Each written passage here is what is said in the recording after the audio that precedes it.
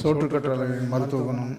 அதன் மடலை அடியில் அறுத்தால் மஞ்சள் கலந்த திரவம் வடியும். அதை பிடித்து காய வைத்து கொண்டால் இதன் பெயர்தான் மூசாம்பரம் என்றும் பெரிய பவளம் என்றும் அழைப்பார்கள். இது வீங்கிய மூட்டை வற்ற வைத்து வலி நீக்கும் புறமருந்து. இந்த மூசாம்பரம் ஒரு பங்கு, பனைவெல்லம் ஒரு பங்கு, வேலிப்பருத்தி என்ற உத்தாமணி சாறு தேவையான அளவு சேர்த்து அரைக்கவும். இதை சுண்டைக்காய் வீதம் காலை மாலை கொடுக்க சூதக வாயு நீங்கி ராஜம் பெண் வீட்டிற்கு தூரமாகுதல் வெளிப்படும்.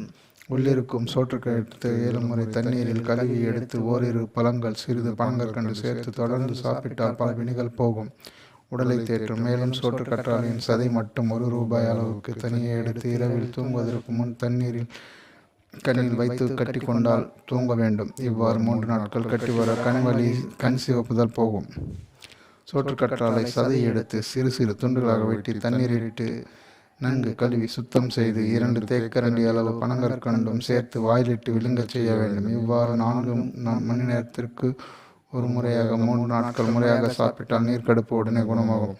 குமரி என்று அழைக்கப்படும் கற்றாழை பல நோய்களுக்கு சிறந்த மூலிகை.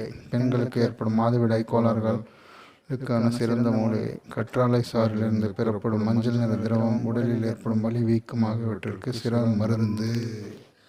இப்படிக்கு வணக்கம்.